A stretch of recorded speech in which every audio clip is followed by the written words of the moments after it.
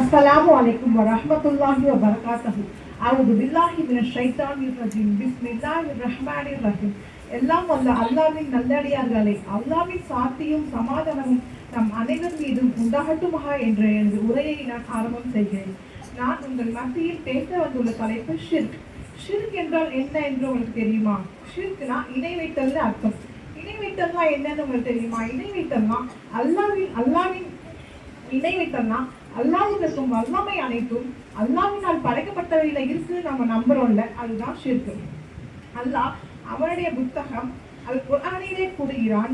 4வது அத்தியாயம் 48வது வசனத்தில், இன்னல்லாஹ லா யக்ஃபிரு ஐயஷ்ரிக பிஹி வ யக்ஃபிரு மா தூன தாலிக லிமை யஷாஹ் வ மை யஷ்ரிக் பில்லாஹி ஃபகத் இஃப்தரா இஸ்மன் அலீமா. நிச்சயமாக அல்லாஹ் தனக்கு இணை வைக்கப்படுவதை மன்னிக்கவே மாட்டான். இதை தவிர மற்ற எதையும் தான் நாடியவர்களுக்கு மன்னிப்பான். எவர்கள் அல்லாஹ்வுக்கு இணை வைக்கிறார்களோ அவர்கள் நிச்சயமாக மிக பெரும் பாவத்தையே கற்பனை செய்கிறார்கள்.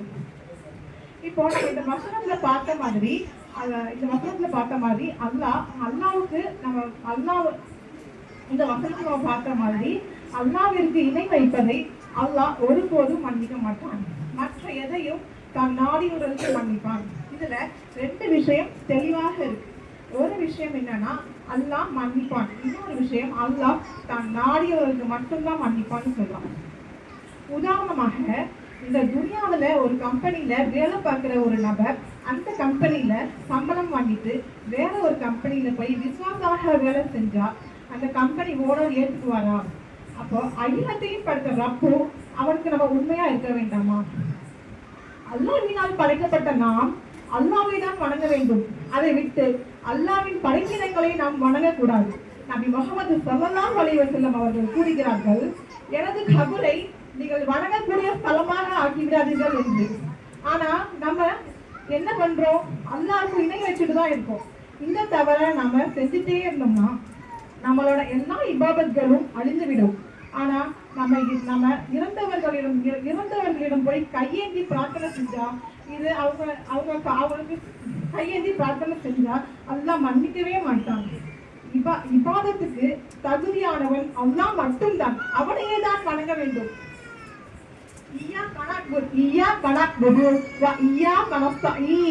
உன்னையே வணங்குகிறோம் யா அல்லாஹ், உன்னிடமே உதவி தேடுகிறோம் யா அல்லாஹ் என்று ஒவ்வொரு தொழுகையிலும் நாம் உறுதியை கொடுத்துவிட்டு நாம் அல்லாஹ்வுக்கு இணை வச்சுட்டு தான் இருப்போம். பாவத்துல முதல் படியே ஷிர்க் தான் இருக்கு. இபாதாக்கு மாற்றுதான் ஷிர்க். இது மிக கொடிய பாவம். இந்த துனியாவுல நம்ம எவ்வளவு பாவம் செய்திருந்தாலும் அல்லாஹ் நாடினால் மன்னிப்பான்.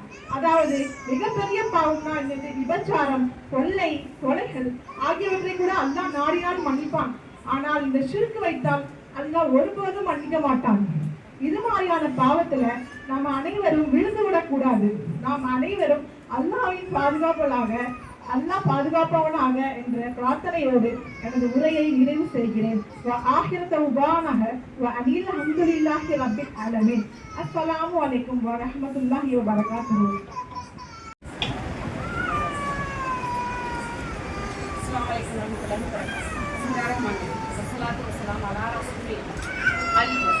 மனிதனுடைய இதயத்தை பற்றி தான் ஒரு சில விஷயங்களை உங்களோட நான் பகிர்ந்துக்க வந்திருக்கேன். அல்லாஹ்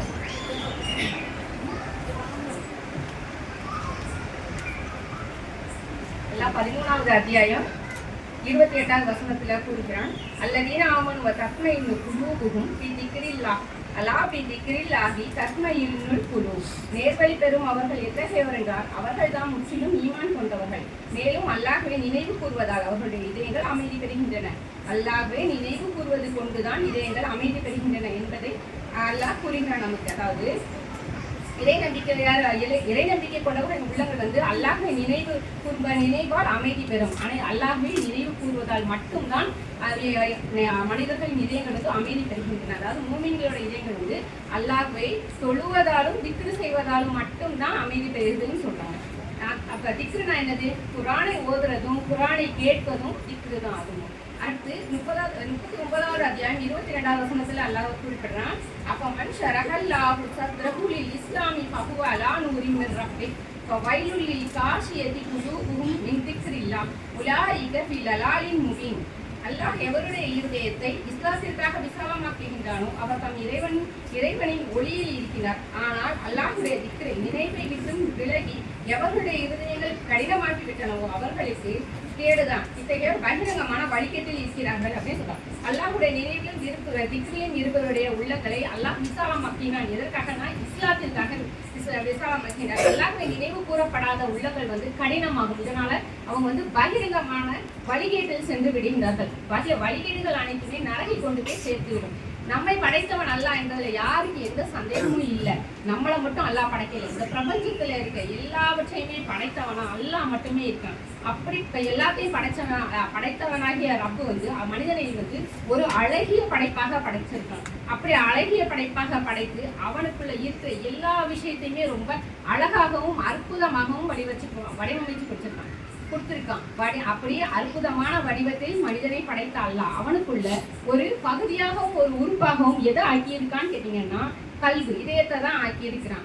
அந்த இதயத்தை சீர் செய்வது மட்டும்தான் இஸ்லாத்தின் அடிப்படை நோக்கமாகும். ரசூல் ஸல்லல்லாஹு அலைஹி வஸல்லம் கூறியிருக்கிறாங்க ஒரு ஹதீஸ்ல, அறிந்து கொள்ளுங்கள், உடம்பிலே ஒரு சதை துண்டு இருக்கின்றது. அந்த சதை துண்டு சீரானால் உடல் முழுவதும் சீராகும். அந்த சதை துண்டு கெட்டுவிட்டால் உடல் முழுவதும் கெட்டுவிடும் அப்படின்னு சொல்றாங்க. அதாவது ரசூல் ஸல்லல்லாஹு அலைஹி வஸல்லம் உலகத்திற்கு அனுப்பப்பட்ட நோக்கங்களில் எது முக்கியமான ஒரு நோக்கம் கேட்டீங்கன்னா மனிதர்களை பரிசுத்தப்படுத்துவது.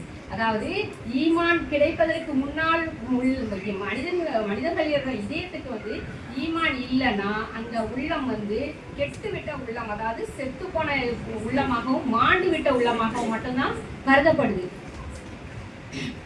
மறுமையில் வெற்றி பெற வேண்டும் என்றால் அதனால கல்வை நம்ம சீராக அமைத்துக் கொள்ள வேண்டும். கல்வின்னு சொல்லுவோம். இந்த கல்வை நம்ம ஒரு சில இடங்கள்ல எப்படி இருக்குதுன்னு நம்மளை அனலைஸ் பண்ணிக்க முடியும். அதாவது ஏற்கனவே சொன்னது தான் குர்ஆனை ஓதுற போதும் குர்ஆனை கேட்கும் போதும் அது மட்டும் இல்லாம அதுவும் ஒரு திக்ரு தான். ஆனா சின்ன சின்ன திக்ருகள் அதிகமா இருக்குது. இது நம்ம பெண்கள் அதிகமா சொல்ற மக்களாவே நிறைய பேர் இருக்கிறாங்க. அதுல ஒரு குட்டி ஒரு திக்ரு என்னன்னா லா ஹவ்ல வலா குவத்த இல்லா பில்லாஹ். இந்த திக்ரை பத்தி ரசூல் ஸல்லல்லாஹு அலைஹி வஸல்லம் சொல்றாங்க, அதாவது தங்கம் வெள்ளியை சதகா செய்வதை விடவும் அல்லாஹ்வுக்கு மிக விருப்பமானதுன்னு சொல்றாங்க. அடுத்தது ஜிஹாதை விடவும் மிக விருப்பமானது அல்லாஹ்வுக்குன்னு சொல்றாங்க. இது சொர்க்கத்து பொக்கிஷங்களில் ஒன்று ரசூல் ஸல்லல்லாஹு குறிப்பிடுறாங்க. இன்னொரு இடத்துல சொர்க்கத்து வாசல்களில் ஒன்று ரசூல் ஸல்லல்லாஹு அலைஹி வஸல்லம் குறிப்பிடுறாங்க. இமாம் இப்னு கைம் அல் ஜௌஸியா ரஹ்மத்துல்லாஹ் அவங்களும் அறிவிக்கிறாங்க, இந்த லா ஹவ்ல வலா குவத்த இல்லா பில்லாஹை யார் அதிகம் ஓதுவாரோ அது மன அழுத்தத்தை குறைக்கின்றது, மன அழுத்தத்தை போக்குகின்றதுன்னு சொல்றாங்க. இந்த மாதிரி விஷயங்கள் எல்லாம். அடுத்து குர்ஆனை கண்டுகொள்ளாமலே மனிதர்கள் விட்டு விடுறதுனால என்ன நடக்குதுன்னு கேட்டீங்கன்னா அவங்களுக்கு நெருக்கடியான வாழ்வு ஏற்படுது. அடுத்து நெருக்கடியான வாழ்வு மட்டும் ஏற்படுதுன்னு நம்ம விட்டுற முடியாதனால பகிரங்கமான வழிகேட்டில் தான் போய் விடுறாங்க. அதே குர்ஆன் தினம் ஓதப்படுற வீடுகள்ல என்ன நடக்குதுன்னா ஷைத்தான் விரண்டோடுகின்றான். அந்த வீட்டை விட்டு விரண்டோடுகின்றான். இன்னொன்று மலக்குமார்கள் வீட்டுக்குள்ள வர்றாங்க. இந்த மாதிரியான சில விஷயங்கள்ல நம்மளோட இதயங்கள், அதாவது அல்லாஹ்வை திக்ர் செய்யறதுலும் அல்லாஹ் தொழுறதுலையும் நம்மளோட இதயங்கள் அமைதி பெற்றுட்டுதான் அமைதி ஆயிடுச்சு அப்படின்னா நம்மளோட கல்வி, அதாவது இதயம் சீரான கல்வா இருக்குதுன்னு நம்ம ஓரளவு அனலைஸ் பண்ணிக்கலாம். இல்லை இதில் நமக்குள்ள எந்த மாற்றமுமே இல்லை அப்படின்னா நம்மளோட கல்வி ரொம்ப கடினமாக இருக்குது, இதயம் ரொம்ப கடினமாக இருக்குது. இதனால் என்ன நடக்கும்னு கேட்டிங்கன்னா அல்லாஹ்வோட எந்த ஒரு உபதேசமும் நமக்கு எந்த ஒரு பயனையும் தராது. ரசூல் ஸல்லல்லாஹு அலைஹி வஸல்லம் சுஜூதுல அதிகமாக கேட்டுட்டாங்க ஒரு துவா. எதுக்குன்னா நம்மளோட உள்ளத்துக்கு தக்வா கிடைக்கணுங்கிறதுக்காக. அந்த துவா நீங்க ஒரு மாதிரி நபி ஸல்லல்லாஹு அலைஹி வஸல்லம் சுஜூதுல அதிகமாக கேட்ட துவா, பிஸ்மில்லாஹிர் ரஹ்மானிர் ரஹீம், அல்லாஹும்ம ஆத்தி நஃப்ஸி தக்வாஹா, யா அல்லாஹ் எனது நஃப்ஸிற்கு நீ தக்வாவை தந்துவிடு, வஸக்கிஹா, என் நஃப்ஸை நீ பரிசுத்தப்படுத்திவிடு, அந்த ஹைரும் மன் ஸக்காஹா, நீ பரிசுத்தப்படுத்துவதில் முதன்மையாக இருக்கின்றாய், அந்த வலிஹா வ மௌலாஹா, அந்த நஃப்ஸை பரிசுத்தப்படுத்துவதில் நீயே சிறந்தவனாகவும் பாதுகாவலனாகவும் இருக்கிறாய். இந்த துவாவை அல்லாஹ்விடம் அதிகம் கேட்கும் மக்களாக நாம் அனைவரும் ஆட வேண்டும் இன்ஷா அல்லாஹ். இபாதத்தின் மூளை வந்து பிரார்த்தனை தான் இபாதத்தோட வணக்கத்தோட மூளை வந்து பிரார்த்தனை தான். இந்த பிரார்த்தனை வந்து நம்ம அல்லாஹ் கிட்ட மட்டுமே கேட்கிற மக்களா இன்ஷா அல்லாஹ் நம்ம எல்லாருமே மாறணும். அதுக்கு அல்லாஹ் வந்து தஃபீக் செய்வானாக. அல்ஹம்துலில்லாஹி ரப்பில் ஆலமீன். அஸ்ஸலாமு அலைக்கும். அன்புக்குரிய சகோதர சகோதரிகளே, நம்ம என்ன இஸ்லாமிய மார்க்க நெறியாக நம்ம ஏற்பட்டிருக்கோம் நமது வாழ்க்கையில. வாழ்கின்ற வாழ்க்கையில நம்ம வந்து இஸ்லாத்தை ஏற்று நடக்கிறோமா என்று கேட்போமா இல்லை என்ற பதில ரொம்ப பொருத்தமானது. உதாரணம் என்னன்னா, நாங்க பேரளவு தான் முஸ்லீம் சொல்லி வாழ்ந்துகிட்டு இருக்கோமே தவிர அதை ஏற்று நடக்கவோ பின்பற்றையோ யாரும் ஆசையோ அக்கறையோ கொள்வதில்லை. உதாரணமாக 1980 நடக்கின்ற நீதிமன்ற வழக்குகள். இப்போ நான் ஒரு விஷயத்தை மட்டும் பதிவு செய்ய இருக்கிறேன். என்னன்னா, 1980 நீதிமன்ற வழக்குகள், அதாவது கணவன் மனைவி சம்பந்தப்பட்ட குடும்பவியல் வழக்குகள் வந்து சுமார் ஒரு வருட வழக்கு அப்படின்னா அதுல ஒரு 35% வழக்குகள் மட்டுமே இருந்தது. ஆனா தற்கால 2020 மேல ஒரு நீதிமன்ற வழக்குகள் வரக்கூடிய வழக்கு வந்து ஒரு 1000 வழக்குல 350 வழக்குகள் கணவன் மனைவி சம்பந்தப்பட்ட குடும்பவியல் வழக்குகளாக இருக்குது. இதுல நிறைய நீதிமன்றம் வந்து தற்காலத்துல ஒரு 4 நீதிமன்றம் தான் இருக்குது. ஆனா பற்றாக்குறை காரணமாக 8 நீதிமன்றமாக உயர்ந்தாலுமே இன்னும் இந்த வழக்குகள் 17,638 வழக்குகள் நிலுவைகள் இருக்குது. இதற்கு காரணம் என்னன்னா, இந்த வழக்குகளை தொடர்ந்துட்டவங்க வந்து 25 வயசுல இருந்து 35 வயசுள்ள நபர்கள் தான். சரி, காரணம் என்னன்னு சொல்லி வச்சு கேட்டோம்னா எல்லாருமே என்ன சொல்றாங்கன்னா, எனக்கு இந்த கணவனை பிடிக்கல, எனக்கு இந்த மனைவியே பிடிக்கல அப்படின்னு சொல்லி ஒதுங்கிட்டாங்க. சரி, ஒரு கவுன்சிலிங் வச்சு இவங்களை சேர்த்து விடலாம்னா பெண்கள் சொல்ற ஒரே பதில் என்னன்னா, என்ன படிப்பு இருக்கு, நான் என் சொந்த காலில் நின்றுக்கிடுவேன், எனக்கு தேவையில்லை அப்படின்னு சொல்லி முடிச்சுக்கிறாங்க. சரி, இது வந்து நீதிமன்றத்துல இதுதான் ஒரு 1000 கருத்து பயிர், இது இப்படியே கருகி போகுதுன்னு சொல்லி நீதிமன்றத்துல இது ஒரு கரும்பிள்ளையாக இருக்கிறது. இதுக்கு தான் அல்லாஹ் சுப்ஹானஹு வ தஆலா ஒரு தீர்வு கொடுத்துருக்காங்க. ஒரு வசனத்தை இருக்கா என்னன்னா 30:21 மின் ஆயாத்திஹி அன் கலக்க லக்கும் மின் அன்ஃபுஸிக்கும் அஸ்வாஜன் லிதஸ்குனு இலைஹா ஃபஜஅல பைனஹும் மஅத்ததவ் வரஹ்ம இன்ன ஃபீ ذلك லஆயாத்தின் லிகௌமின் யதஃபக்கருன். அதாவது வசனம் என்னன்னா, இன்னும் நீங்கள் அவர்களிடமிருந்து ஆறுதல் பெறுவதற்குரிய உங்கள் மனைவியரை உங்களிலிருந்து அவன் படைத்திருப்பதும் உங்களுக்கு இடையான உவப்பையும் கிருபையும் உண்டாகி இருப்பதும் அல்லாஹ்வின் அத்தாட்சியில் உள்ளதாகும். சிந்திக்கக்கூடிய மக்களுக்கு இன்னும் பல அத்தாட்சிகள் உள்ளது அப்படின்னு சொல்லி அல்லாஹ் வசனம் இறக்கியிருக்கான். சரி, இதன்படி நம்ம வாழ்றோமான்னு பார்த்தோம்னா இல்ல. இதுக்கெல்லாம் நம்ம ரசூலுல்லாஹி ஸல்லல்லாஹு அலைஹி வஸல்லம் ஒரு தீர்வு சொல்லியிருக்காங்க.